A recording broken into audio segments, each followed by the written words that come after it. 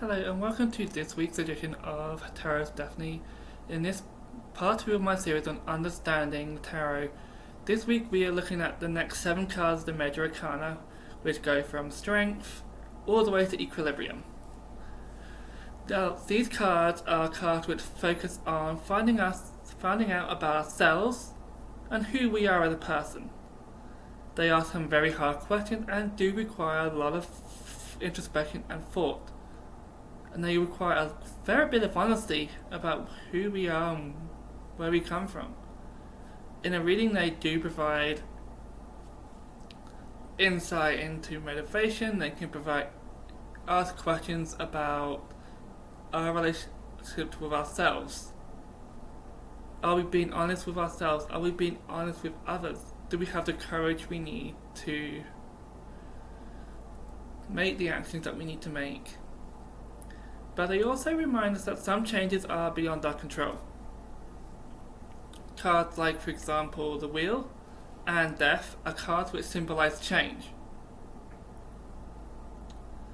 Whilst Death is a card which is often dreaded by most tarot readers and most clients, it's actually a card that represents a gradual change, a gradual changing over from the end of one thing and the start of something else. It's one that kind of reminds us of the seasons.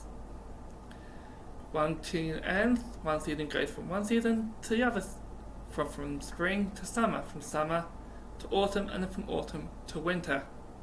It's a gradual change, it doesn't happen overnight. And that's what that card represents. The handing over from one phase in our life to another change, to a different phase, to something new. Now, what that change can be depends on the circumstances and how we deal with it. On the other end of those cards, we have the Wheel.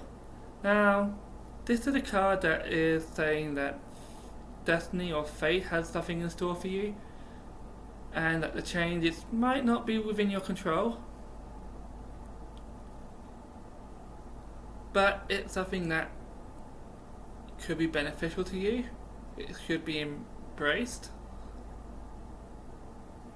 Or it's warning you, if it's in a reverse position, that you're trying to resist a change that really there's no chance that you can prevent. It could be a change in a relationship, it could be a change at work that maybe,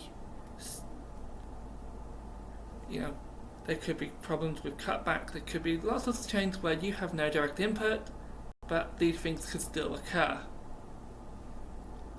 It's how we deal with these changes that find out who we are as a person, how we respond to these things.